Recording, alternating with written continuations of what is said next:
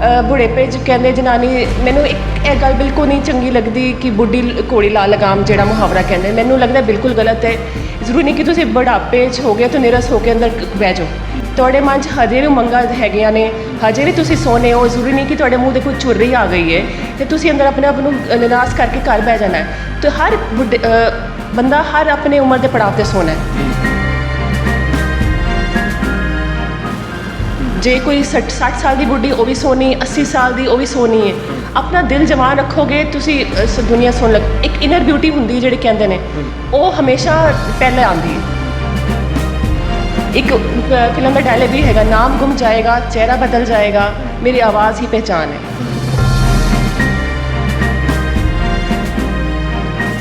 ये भी तुसी बड़ा उस चीज़ को बयान किया है। बेशक बजुर्ग भी हो जाए पर वो जिंदगी जी खूबसूरती है उन्होंने कदे ना छो। जिंदगी के रंग नूं मानना ना छो। हाँ जी, अपनी उमंगां नूं मारो नहीं।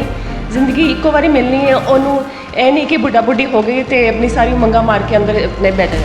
तो मैंने लगता है कि खूबसूरती हर एज में है। जरूरी नहीं कि खूबसूरती तुहाडे फेस से लिखी है।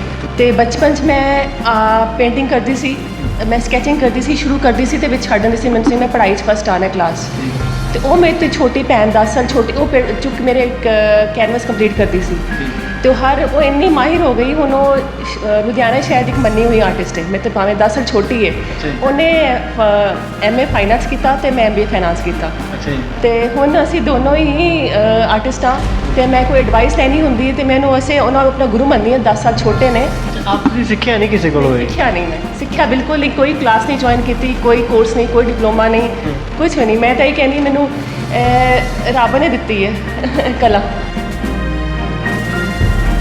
तो पिछे मैं बनाई सी गुरु तेग बहादुर साहिब जी की कश्मीरी पंडित उन्होंने कोल गए। तो यह भी मैनू लगता कि मैनू रब ने आवाज़ दी सी कि ये पेंटिंग बनाओ। मैनू ये नहीं कोई पिक्चर, मैनू लगता कि हर कोई पेंटिंग पिछे मेरी कोई स्टोरी बना हुए। हुण एक नाल दी तुसीं पेंटिंग देख लोगे तो पिछले उस बनाई सी कि मैं अपने आप खुद नू बयान किया सी। दुनिया ग्रेव है, दुनिया कोई रंग नहीं है, ग्रेव है, वाइट एंड ग्रेव है। पर तुसीं अपना कैनवस फड़ो। कैनवस सिंबॉलिक है कि तुसीं अपने आप भी जिम्मेवार हो खुद अपना रंग भरन वास्ते।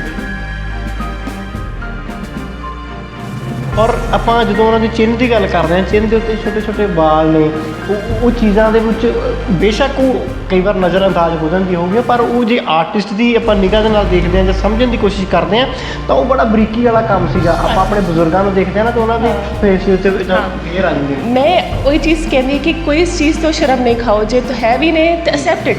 वो लेडी खुश है, अपने रिंकल एक्सेप्ट कर रही है, अपने फॉल्ट एक्सेप्ट कर रही है। जरूरी नहीं कि तुहाडे मूँह ते कोई दाग पै गया तुसीं उदास हो जाओ। अपनी जो बाबा जी ने दिता, जो अपने तुहानूं फेस तक खुश रहो, ਉਹਦੇ 'ਚ ਹੀ एक्सेप्ट करो।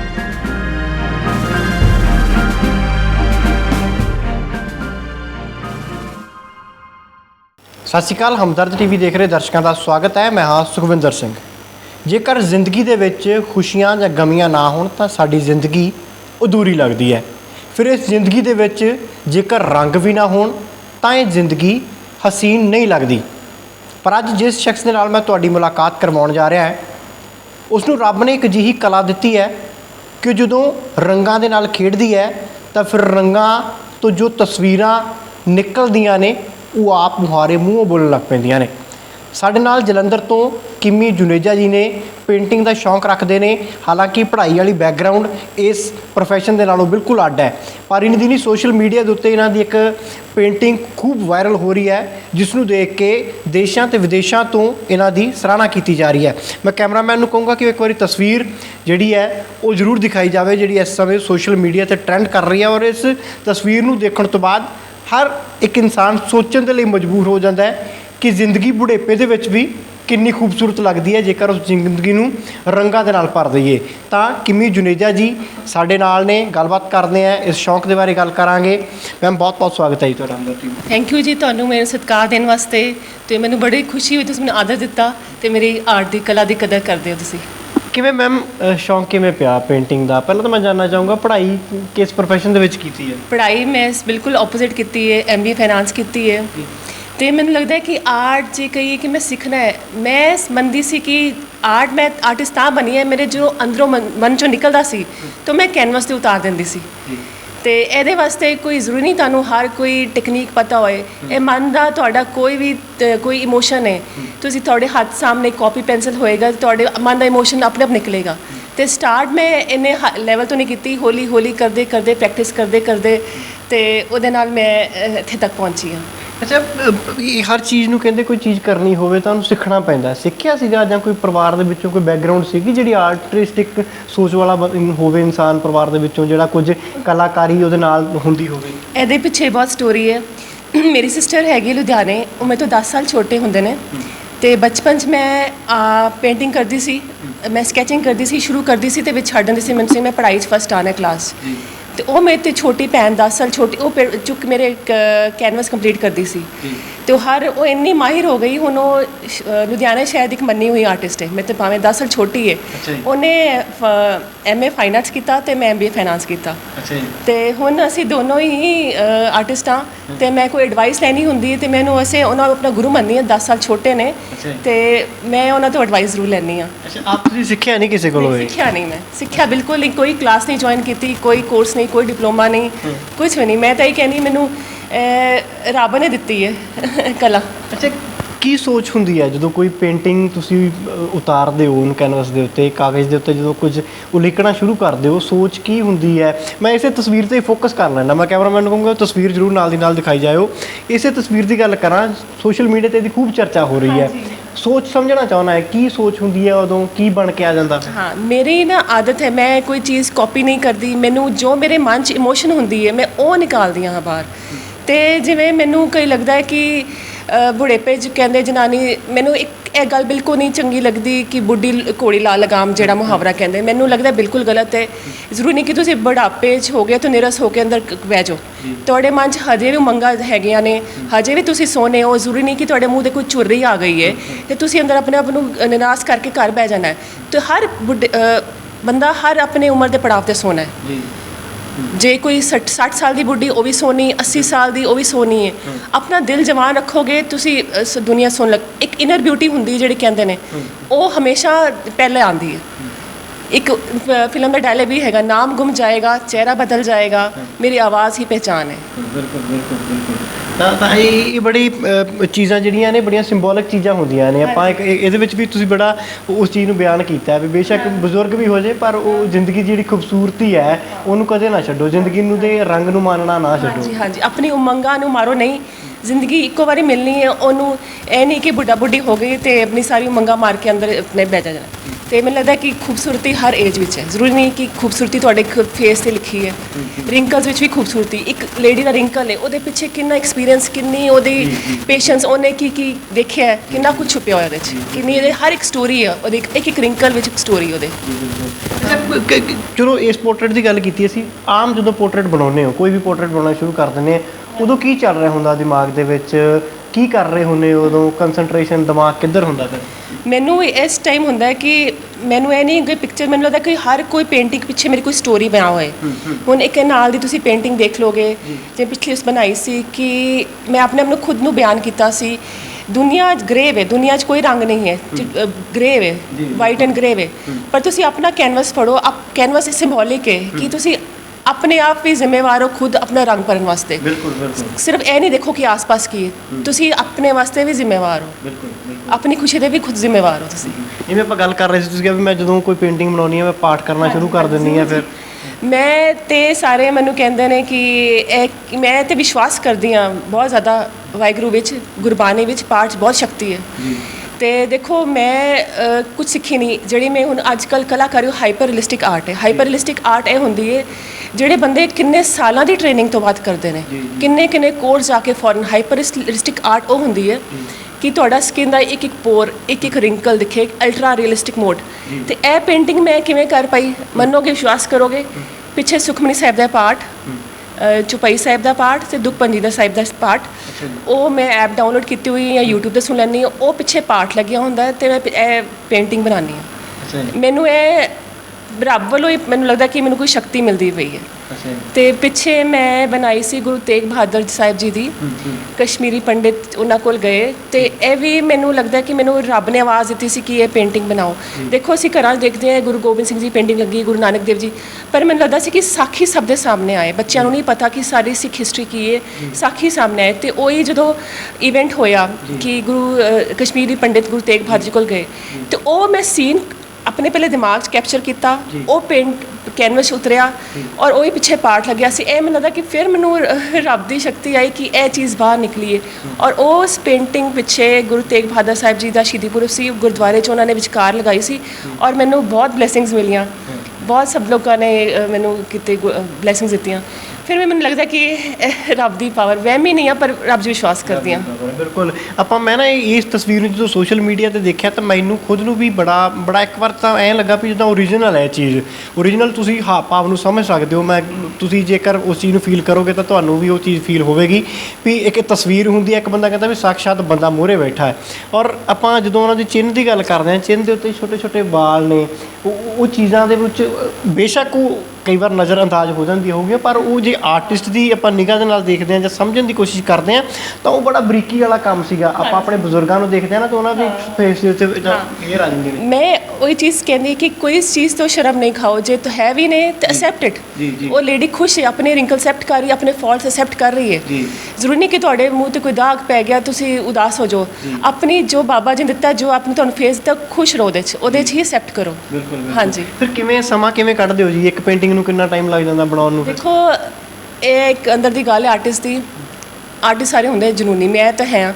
ਜੇ ਇੱਕ ਬੈਠ ਜਾਵਾਂ ਮੈਨੂੰ ਨਹੀਂ ਪਤਾ ਲੱਗਦਾ, 3 4 5 ਘੰਟੇ ਕੰਟੀਨਿਊਸਲੀ ਬੈਠ ਜਾ, ਜੇ ਜਨੂਨ ਛਾ ਜਾਂਦਾ ਤੇ ਮੈਨੂੰ ਨਹੀਂ ਪਤਾ ਲੱਗਦਾ, ਤੇ ਮੈਂ ਜੋ ਸੋਚਿਆ ਹੁੰਦਾ ਕਰਕੇ ਨਿਕਲਦੀ ਹਾਂ। ਮਤਲਬ ਇਹ ਮੈਂ ਵੈਸੇ ਵੀ ਕਰ ਰਹੀ ਹਾਂ, ਓਨੈਸਟਲੀ ਦੱਸ ਰਹੀ ਹਾਂ ਕਿ ਇਹ ਨਹੀਂ ਹੁੰਦਾ ਕਿ ਭਾਵੇਂ ਖਲੇਰਾ ਪੈ ਗਿਆ, ਕੁਝ ਨਹੀਂ ਪਤਾ ਲੱਗਦਾ, ਰੰਗ ਕੱਪੜਿਆਂ 'ਤੇ ਰੰਗ ਲੱਗ ਜਾਂਦੇ ਨੇ, ਮੂੰਹ 'ਤੇ ਰੰਗ ਲੱਗ ਜਾਂਦਾ, ਪਰ ਪਤਾ ਨਹੀਂ ਲੱਗਦਾ 4 ਘੰਟੇ ਕਿੱਥੇ ਗਏ। ਲੱਗਦਾ ਅੱਛਾ ਇੰਨੀ ਟਾਈਮ ਹੋ ਵੀ ਗਿਆ, ਉਹ ਟਾਈਮ ਪਤਾ ਹੀ ਨਹੀਂ ਲੱਗਦਾ। ਇੱਕ ਆਰਟਿਸਟ ਨੂੰ ਦੀਨ ਦੁਨੀਆ 'ਚ ਕੀ ਹੁੰਦਾ ਪਿਆ, ਮੈਨੂੰ ਲੱਗਦਾ ਬਾਹਰ ਅਰਥਕੁਏਕ ਆ ਗਿਆ ਤਾਂ ਵੀ ਨਹੀਂ ਪਤਾ ਲੱਗਣਾ, ਉਹ ਇੰਨਾ ਐਬਜ਼ੌਰਬ ਹੁੰਦਾ।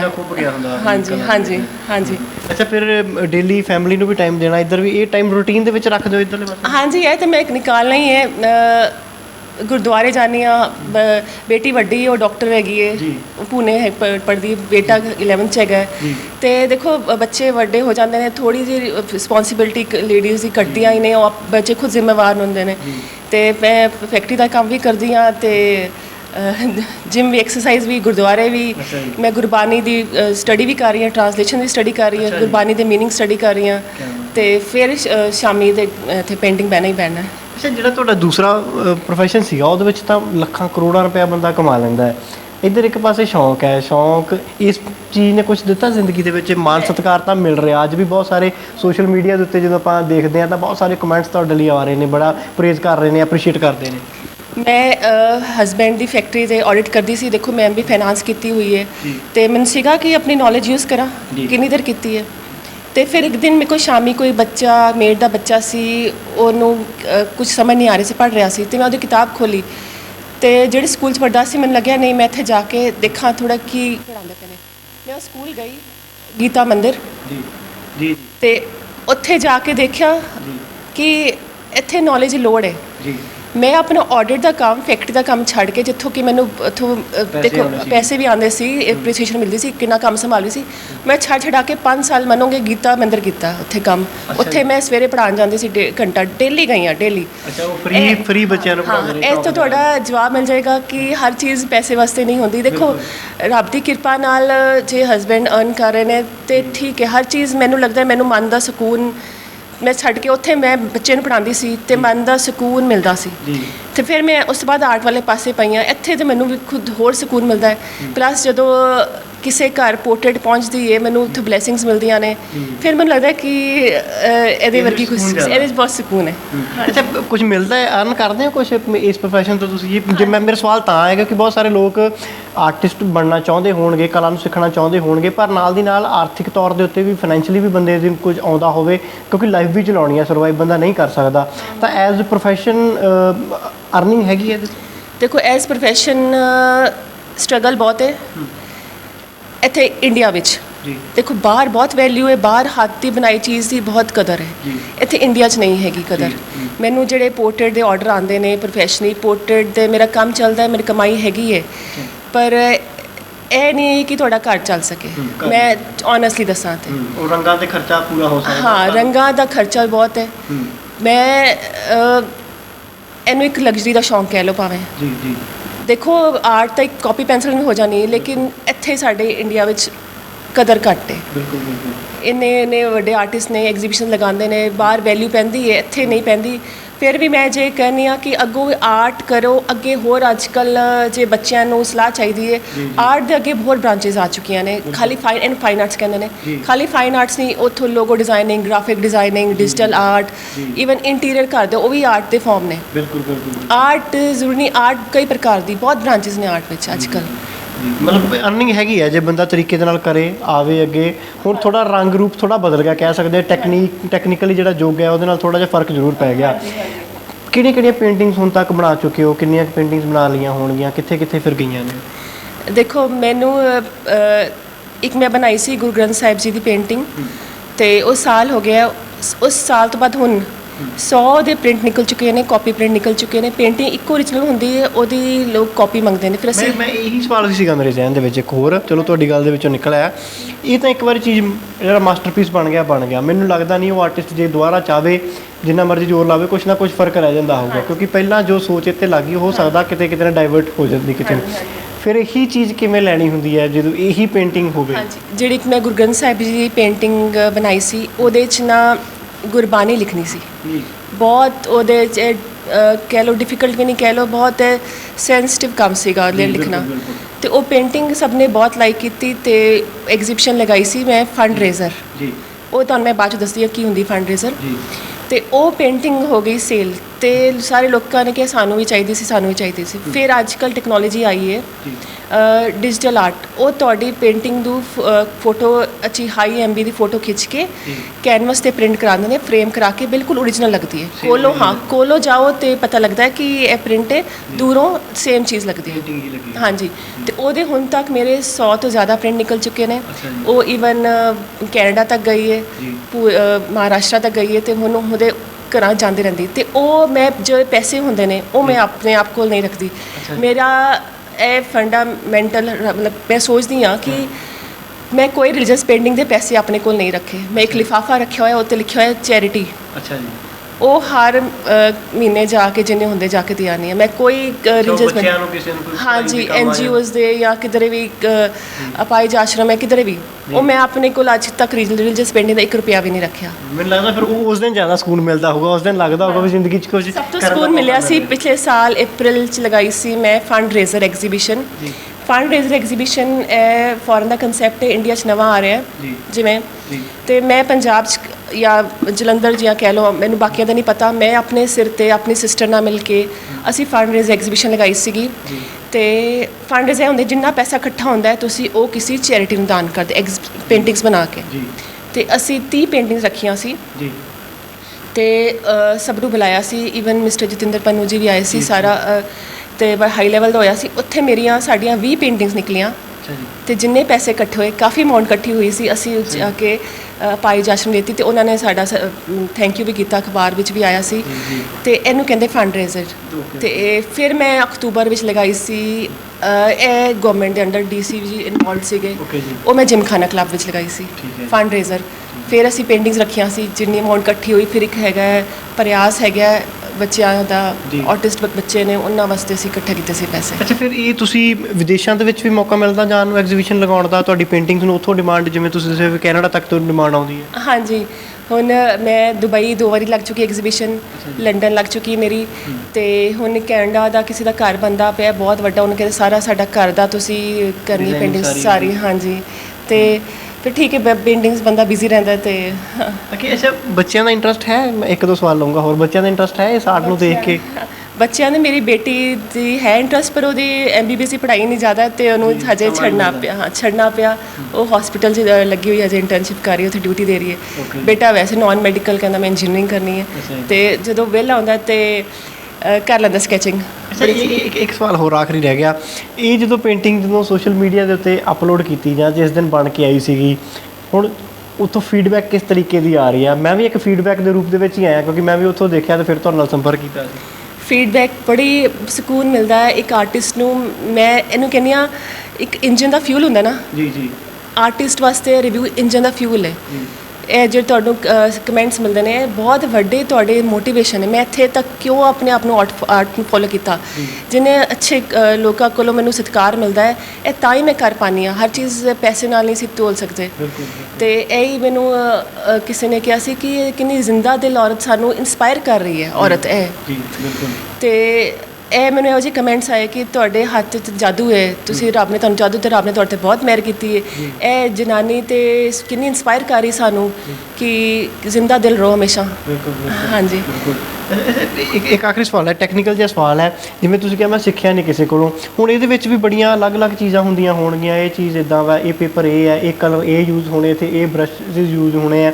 ਇਹ ਫਿਰ ਉਹ ਸਾਰੀ ਕਿੱਥੋਂ ਨੌਲੇਜ ਲਈ ਤੁਹਾਨੂੰ? ਇਹ ਮੈਂ ਕਰਕੇ ਸਿੱਖੀ ਨਹੀਂ, ਪਰ ਆ ਜਾਂਦਾ ਅੱਜ ਤੱਕ। YouTube ਤੇ ਵੀਡੀਓਜ਼ ਨੇ, ਮੇਰੇ ਸਿਸਟਰ ਹੈ, ਦੇਖੋ ਬੇਸਿਕ ਨੌਲੇਜ ਹੁੰਦੀ ਹੈ। ਅੱਜ ਕੱਲ੍ਹ ਜਿਵੇਂ ਆਰਟ ਕਰਦੇ ਨੇ, ਦੋ ਤਰ੍ਹਾਂ ਦੇ ਕਲਰਸ ਆਉਂਦੇ ਨੇ, ਇੱਕ ਆਇਲ, ਇੱਕ ਐਕ੍ਰੈਲਿਕ। ਐਕ੍ਰੈਲਿਕ ਅਸੀਂ ਜ਼ਿਆਦਾ ਐਬਸਟਰੈਕਟ ਬਣਾਉਂਦੇ ਹਾਂ, ਆਇਲ ਜਿਹਦੇ ਅਸੀਂ ਫੇਸਿਸ ਬਣਾਉਂਦੇ ਹੁੰਦੇ ਹਾਂ, ਉਹ ਆਇਲ 'ਚ ਬਣਦੇ ਨੇ। ਇਹ ਜਿਹੜੀ ਪੇਂਟਿੰਗ ਆਇਲ 'ਚ ਬਣੀ ਹੈ, ਬੜੀ ਟੈਕਨੀਕਸ ਹੁੰਦੀ ਹੈ ਕਿ ਇਹ ਵੀ ਸਿੱਖ ਕੇ ਆਉਂਦੀ। ਜੇ ਕੋਈ ਆਰਟ ਸਕੂਲ 'ਚ ਉਹੀ ਚੀਜ਼ ਤੁਹਾਨੂੰ 2 ਸਾਲ ਸਿਖਾ ਦੇਣਗੇ, ਮੈਨੂੰ ਜ਼ਿਆਦਾ ਟਾਈਮ ਲੱਗ ਗਿਆ ਸਿੱਖਦੇ। ਪਰ ਲੱਗਦਾ ਕਿ ਆਪਣੀ ਸਿੱਖੀ ਹੋਈ ਚੀਜ਼ ਜ਼ਿਆਦਾ ਸਮਝ ਆਉਂਦੀ ਹੈ। ਇਹ ਵੀ ਟੈਕਨੀਕ ਹੁੰਦੀ ਹੈ। ਵੈਟ ਕੈਨਵਸ 'ਤੇ ਨਹੀਂ ਲਗਾਉਣਾ ਹੱਥ, ਕਿੰਨਾ ਮੋਟਾ ਬਰਸ਼ ਯੂਜ਼ ਕਰਨਾ, ਬਰਸ਼ ਪਕੜਨ ਦਾ ਸਟਾਈਲ ਕੀ ਹੈ, ਫਲੈਟ ਬਰਸ਼ ਕਿੱਥੇ ਯੂਜ਼ ਕਰਨਾ ਹੈ, ਰਾਊਂਡ ਬਰਸ਼ ਕਿੱਥੇ ਯੂਜ਼ ਕਰਨਾ ਹੈ। ਤੇ ਉਹੀ ਨਾ, ਮਤਲਬ ਟੈਕਨੀਕਲੀ ਚੀਜ਼ਾਂ ਨੇ। ਇਹ ਕੋਈ ਸਿਖਾਵੇ ਤੇ ਫੇਰ ਆਉਂਦੀਆਂ ਨਹੀਂ। ਤੇ ਇਹ ਪਰ ਮੈਂ ਸਿੱਖੀ ਨਹੀਂ, ਆਪਣੇ ਆਪ ਕਰਕੇ ਕੀਤੇ। ਕੋਈ ਟਿਪਸ, ਕੋਈ ਨਵਾਂ, ਕੋਈ ਲਾਸਟ ਕੋਈ ਮੈਸੇਜ ਦੇਣਾ ਚਾਹੁੰਦੇ ਹੋ? ਕੋਈ ਹੋਰ ਨੌਜਵਾਨ ਇਸ ਖੇਤਰ ਦੇ ਨਾਲ ਜੁੜਨਾ ਚਾਹੁੰਦੇ ਹੋ? ਹਾਂਜੀ, ਮੈਂ ਇਹ ਕਹਿੰਦੀ ਕਿ ਆਰਟ ਇੱਕ ਰੱਬ ਦੀ ਦਿੱਤੀ ਹੋਈ ਦਾਤ ਹੈ। ਤੇ ਜ਼ਰੂਰੀ ਨਹੀਂ ਜੇ ਤੁਹਾਨੂੰ ਕੋਈ ਸਿਖਾਏਗਾ ਤਾਂ ਤੁਸੀਂ ਕਰੋ ਤੇ ਬੈਠ ਜਾਓ ਕਿ ਹਾਏ ਮੈਂ ਸਿੱਖਿਆ ਨਹੀਂ, ਮੇਰੇ ਕੋਲ ਟਾਈਮ ਨਹੀਂ ਹੈ। ਤੁਹਾਡੇ ਸਾਹਮਣੇ ਕਾਪੀ ਪੈਨਸਿਲ ਪਈ ਹੈ, ਉੱਥੇ ਕੁਝ ਬਣਾ ਰਹੇ ਹੋ, ਉਹ ਵੀ ਆਰਟ ਹੈ। ਔਰ ਆਪਣੇ ਮਨ ਦੀ ਕੁਝ ਹੈ ਇੱਛਾ, ਉੱਥੇ ਆਰਟ 'ਤੇ ਕੱਢੋ। ਔਰ ਮੈਂ ਕਹਿੰਦੀ ਕਿ ਆਰਟ ਇਸ ਤਰ੍ਹਾਂ ਰੱਖੋ ਕਿ ਮੈਸੇਜ ਮਿਲੇ ਕੋਈ ਦੁਨੀਆ ਨੂੰ। ਜਿਵੇਂ ਮੈਂ ਜਦੋਂ ਕਿਸਾਨ ਅੰਦੋਲਨ ਹੋਇਆ ਸੀ, ਤੇ ਇੱਕ ਮੈਂ ਕਿਸਾਨਾਂ 'ਤੇ ਪੇਂਟਿੰਗ ਬਣਾਈ ਸੀ, ਉਹ ਵੀ ਟ੍ਰਿਬਿਊਨ ਦੇ ਫਰੰਟ ਪੇਜ 'ਤੇ ਵੀ ਆਈ ਸੀ। ਤੇ ਮੈਨੂੰ ਇਹ ਲੱਗਦਾ ਕੋਈ ਐਸੀ ਕਲਾ ਕਰੋ ਕਿ ਕਿਸੇ ਨੂੰ ਮੈਸੇਜ ਮਿਲ ਰਿਹਾ, ਕੋਈ ਪੋਜ਼ਿਟਿਵਿਟੀ ਆਏ ਸੋਸਾਇਟੀ 'ਚ, ਪਤਾ ਲੱਗੇ। ਤੇ ਮੇਰਾ ਹੀ ਮੰਨਣਾ ਹੈ। ਗੱਲਬਾਤ ਕਰਨ ਲਈ ਮੈਮ ਬਹੁਤ ਬਹੁਤ ਧੰਨਵਾਦ। ਤਾਂ ਇਹ ਕਿਮੀ ਜੁਨੇਜਾ ਜੀ ਸੀਗੇ, ਜਿਨ੍ਹਾਂ ਦੇ ਹੱਥ ਦੇ ਵਿੱਚ ਇੰਨੀ ਸੋਹਣੀ ਕਲਾ ਜਿਹੜੀ ਹੈ ਉਹ ਦਿੱਤੀ ਗਈ ਹੈ। ਤਾਂ ਉਸ ਕਲਾ ਨੂੰ ਕਿਵੇਂ ਫਿਰ ਇਹ ਰੰਗਾਂ ਦੇ ਜ਼ਰੀਏ, ਤਸਵੀਰਾਂ ਦੇ ਰਾਹੀਂ ਉਹਨਾਂ ਨੂੰ ਬੋਲਣ ਲਗਾ ਦਿੰਦੇ ਨੇ। ਕਿਮੀ ਜੀ, ਪਰਿਵਾਰ ਜਦੋਂ ਕੋਈ ਪੇਂਟਿੰਗ ਬਣਾ ਕੇ ਜਾਂਦੇ, ਸਭ ਤੋਂ ਪਹਿਲਾਂ ਫਿਰ ਕਿਹਨੂੰ ਦਿਖਾਉਂਦੇ ਹੋ? ਆਖਰੀ ਸਵਾਲ ਲਊਂਗਾ, ਮੇਰੇ ਜ਼ਿਹਨ ਦੇ ਵਿੱਚ ਇਹ ਵੀ ਸਵਾਲ ਆ ਗਿਆ। ਮੇਰੇ ਬੇਟੇ ਨੂੰ, ਉਹ ਮੇਰਾ ਵੱਡਾ ਕ੍ਰਿਟਿਕ ਹੈ। ਉਹ ਬਹੁਤ, ਉਹਦੇ ਨਾਲ ਬਰੀਕੀ ਦੀ ਅੱਖ ਹੈ। ਉਹ ਦੱਸ ਦਿੰਦਾ ਇੱਥੇ ਠੀਕ ਕਰ ਲਓ। ਹੈ 16 ਸਾਲ ਦਾ, ਪਰ ਉਹਦੀ ਬੜੀ ਨਾ ਬਰੀਕੀ, ਕ੍ਰਿਟਿਕ ਹੁੰਦਾ ਨਾ ਵੀ। ਕਹਿੰਦੇ ਆਰਟਿਸਟ ਵਾਸਤੇ ਕ੍ਰਿਟਿਕ ਹੋਣਾ ਇੱਕ ਜ਼ਰੂਰੀ ਹੈ। ਜੀ ਬਿਲਕੁਲ ਬਿਲਕੁਲ। ਔਰ ਕਈ ਵਾਰੀ ਮੈਨੂੰ ਗੁੱਸਾ ਚੜ੍ਹਦਾ, ਕੀ ਬੋਲਦਾ, ਫਿਰ ਬਾਅਦ 'ਚ ਰਿਲਾਈਜ਼ ਹੁੰਦਾ ਨਹੀਂ ਇਹ ਠੀਕ ਕਹਿੰਦਾ ਪਿਆ ਸੀ। ਕੋਈ ਤਸਵੀਰ ਜਿਹੜੀ ਆ ਖੁਦ ਵੀ ਦਿਖਾ ਦਿੰਦਾ ਬੰਦਾ, ਐਜ਼ ਏ ਆਡੀਅנס ਕਹਿ ਲਈਏ, ਵਿਊਅਰ ਕਹਿ ਲਈਏ।